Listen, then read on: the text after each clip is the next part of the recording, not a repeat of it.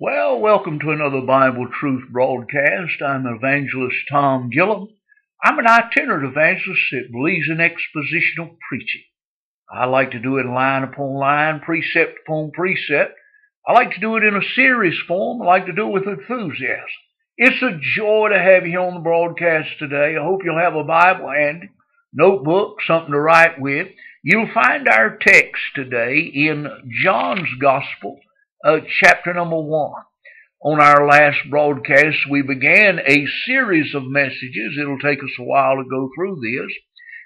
We're looking at one word that John the Beloved used in his writings 22 times. Of course, you and I know that repetition aids learning.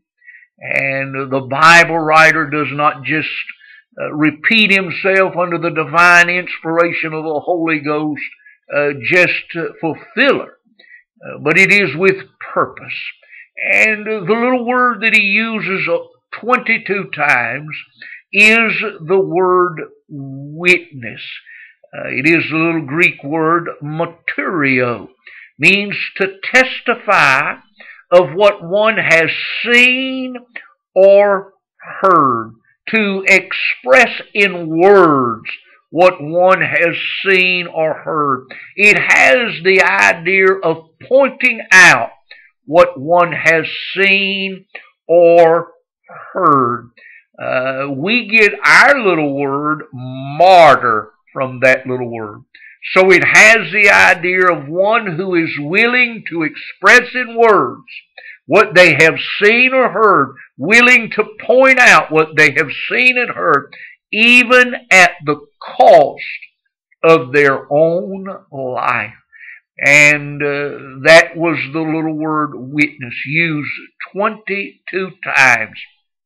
We began last time looking at John the Baptist giving a witness about Jesus, because each time this little word witness is used, it is used in pointing to what one has seen or heard or experienced about Christ. And of course, last time as we looked at John the Baptist, if we're going to take one's testimony, one's witness, we would first want to see their credentials. So we began to look at John's credentials. Who is this man? We looked at some titles of his credentials. He's a man sent from God. He is a voice of one crying in the wilderness.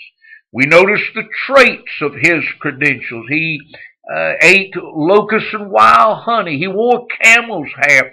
He was not doing this to get any kind of benefits for it. He was a very poverty-stricken man.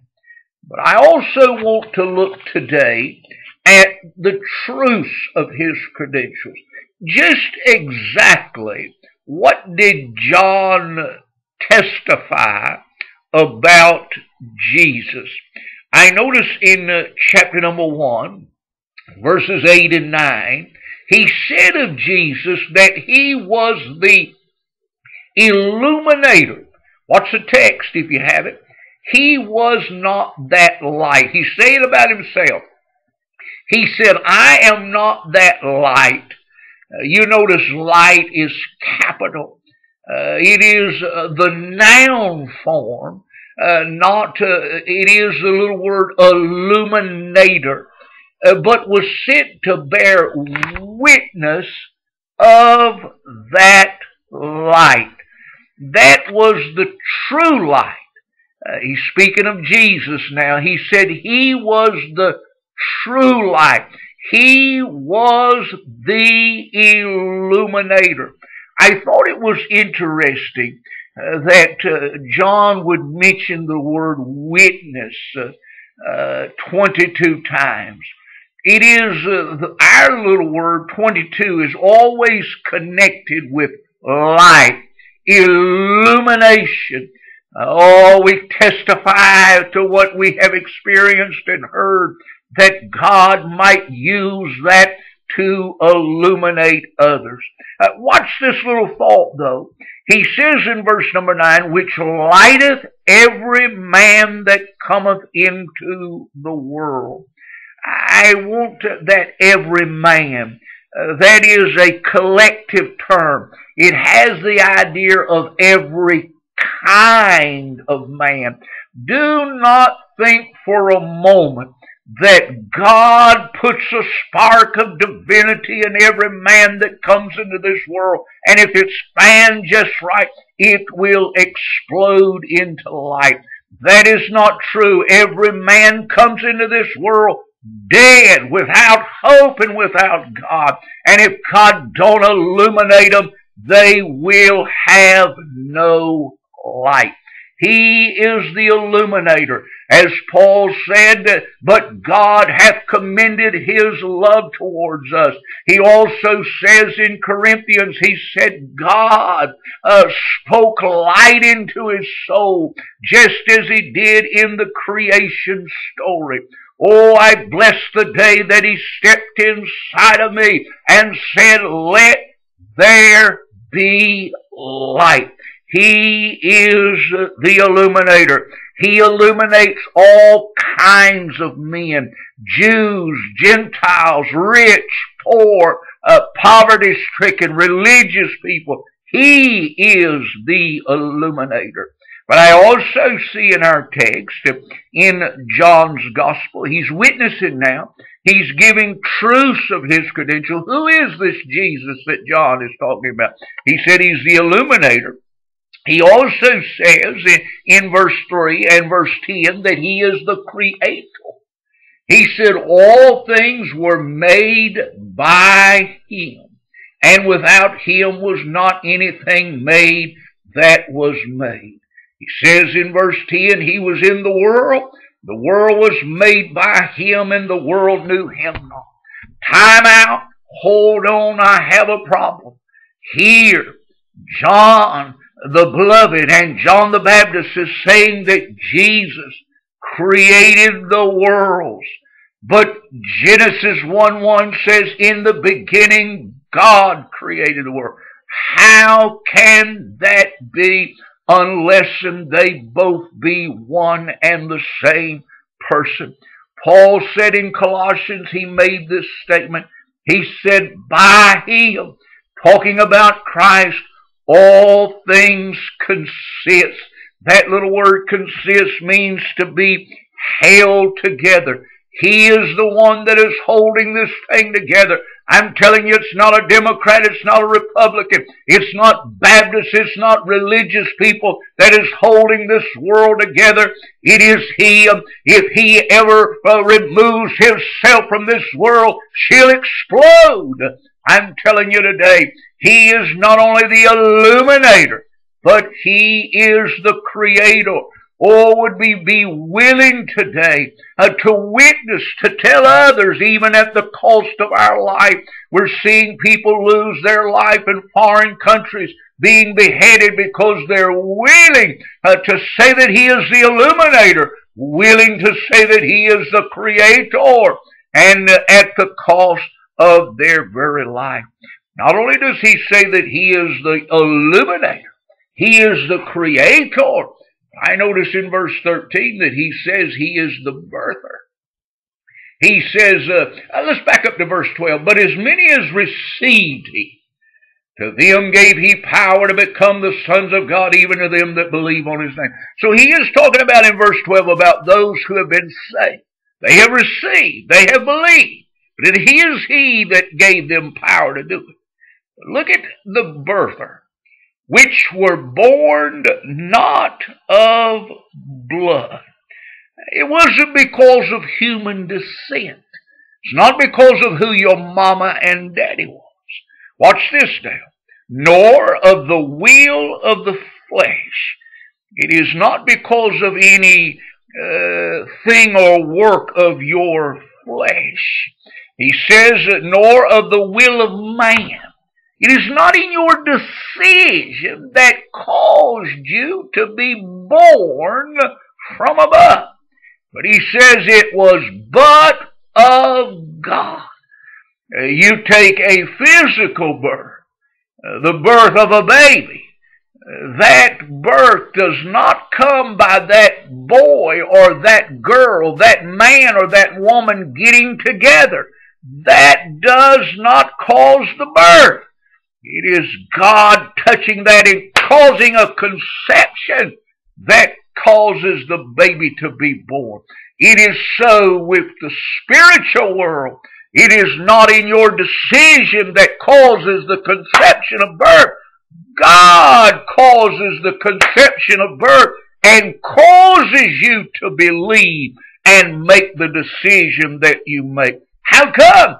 He is the birther. He is the illuminator. He is the creator. I notice also in chapter 1 and verse 29 as John is standing beside the seashore of Jordan one day and Jesus appears. Not only does he say that he is the illuminator, he is the creator. These are the truths of his credentials. This is what John the Baptist said about him. He said he was the Savior. He said the next day, verse 29, John seeth Jesus coming unto him, and saith, Behold. That little word means, look, look, look, look. Behold, the Lamb of God. That little word lamb there and of God is an interchangeable term. The Lamb who was God and God who is the Lamb. John is pointing to him. He said, there he is. He's a lamb. There he is. He's God who is going to become the Lamb. He is the Savior. Well, what is he going to do? Taketh away the sin of the world. Oh, he is the one that takes away our sin.